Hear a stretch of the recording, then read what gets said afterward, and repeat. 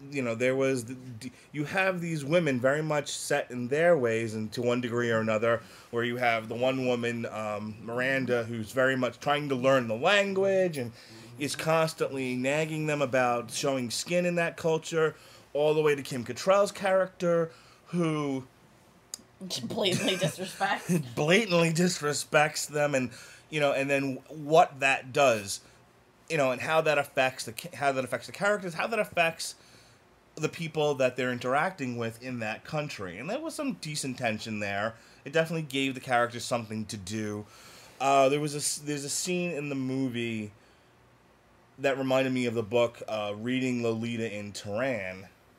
We were talking about this actually on the way home, where you have where it really shows how women who are in a repressed society per se deal with that in a way that they can be themselves yet still have this extremely conservative culture. And the scene is that you have these women all wearing their burqas and whatnot, and they remove the burqas and they're wearing high fashion. Which Michael Medved's criticism of that was that's unrealistic. But it's And not.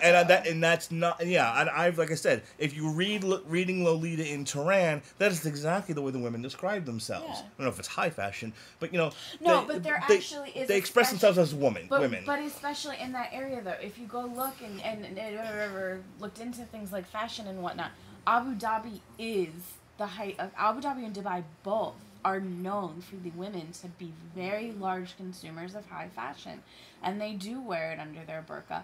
And they're also they've started high fashion burqa. There are designers of high fashion burqas there because there is this desire. I loved that because I thought it was great juxtaposition of how do you keep your old and influence it with the new. The West is a powerful influence on the world. And it's so interesting to watch how, in these countries that are so heavily governed by tradition, they're able to take their tradition and still honor it, but have that little bit of that freedom and that voice. Going along that same line, as I said, it was banned in. It was actually the movie's been banned in the UAE, and the other reason, besides the fact that it was shot in Morocco, was they just felt like the movie was insulting to the culture. This was a discussion, like sort of a debate we had in the car. I'm on their side with this, and the reason why I say that is, yes, you had one character respecting it, two characters somewhere in the middle, and one character blatantly disrespecting it, and that, and the Kim Cattrall character ends up on the losing stick at the end of this movie as far as that's concerned. She has to go back to the United States to kind of get back to where she was.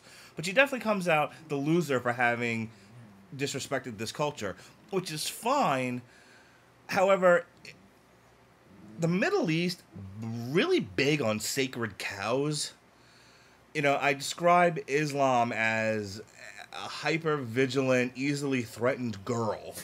Who, if anything that that gets in their purview is a threat to Islam. And so, and that's the way it is. I'm not going to debate the right or wrong of that now. That is just the way it is. Lots of sacred cows. In the United States, we have no sacred cows. We rip everything in this country. And if you need any proof of that, watch an episode of South Park. Everything gets skewered. So if you're a conservative culture, and you look at the United States, and you look and see what we've done, for example, to say Christianity, where it's been completely ripped to shreds in a lot of areas, it's easy to see why they wouldn't want this movie there.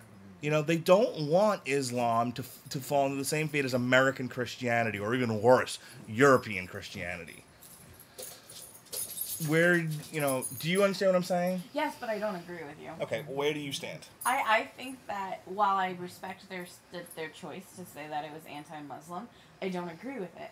I think it was actually trying to show there is, yes, while it can be repressive, there is still a voice. And there is still women being able, making gains in that, in it. Okay. You felt like it treated the culture okay, and I thought that, yes, Kim Cattrall was disrespectful to it. However, you can't not have someone, you know what I mean? Like, that's just movie plot. But I think the fact that You know, you saw the women, for the most part, it wasn't until the end where Kim Cattrall was was avoiding the. They were very respectful of the culture. They covered themselves up. They definitely were trying to show respect. You had the one character who was trying to learn the language and the customs and all of that. You have a scene where it shows Carrie Bradshaw using, makeup that the women use, that the women wear, the eyeliner.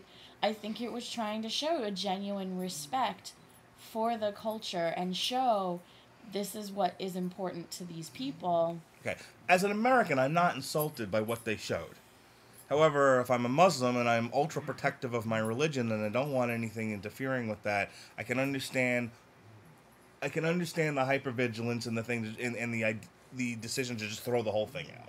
I didn't say that was wrong, but what I am saying though is if I'm looking at it as a Muslim in the Middle East and I'm thinking about here's a movie that's been released into the United States that's actually showing us as something other than a bunch of car bombing terrorists, I'm going to be kind of happy that it's being shown. I'm also going to be happy that they're showing our country as something that is beautiful and full of amazing culture. Yes, it did look pretty. But that's the thing, though. Like, I think that's what's being missed here is that, yes, maybe this isn't appropriate to be released in a Muslim country. However, you're talking about a movie that appeals to millions of American women. And you're showing them that, you know what, look, it's not all bad. Mm-hmm. And I feel like it's a great way to start bridging that gap between anti-American and, the Americans being anti-Muslim, it being anti-Muslim. I will go along with this. This definitely felt like a love letter to, the Muslims. And then we're saying, look, we understand there's more than just jihad. Yeah. There's more than just car bombs. And that was really celebrated in this movie. I want to wrap really quickly here because we're coming to the end.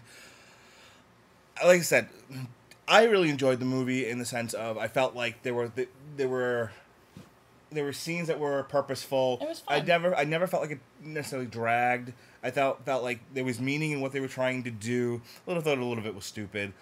There were some scenes where I was a little uncomfortable, but not as nearly as uncomfortable as some of the comedies that are out there, which make me want to leave the theater.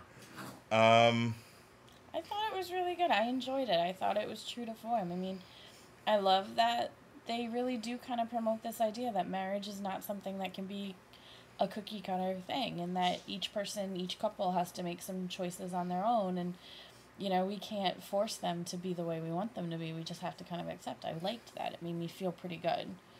And you feel like it was respectful to marriage? I do, because that to me is kind of a fear for me in a lot of movies.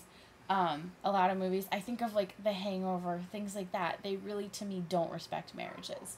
Marriages are, game over, they ruin your life kind of thing. And it's nice to see it being shown as, one, something that you have to work at and it's not easy, and it has to be worked on by both sides of the relationship, and two, that, there's nothing wrong with being married. It actually can make things really good, and that when you figure out how it's going to work for you, it can be an amazing thing.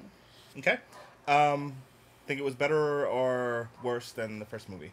Different. I can't say if it was better or worse, because the first one was a completely different. Yes, it was very much that felt like the last story in the series. That felt I have to say I felt like this one was less like an extended television version of the television show. This one felt like a little bit more of a spectacular, because the last one was so focused on this elaborate wedding. It felt a little bit meh.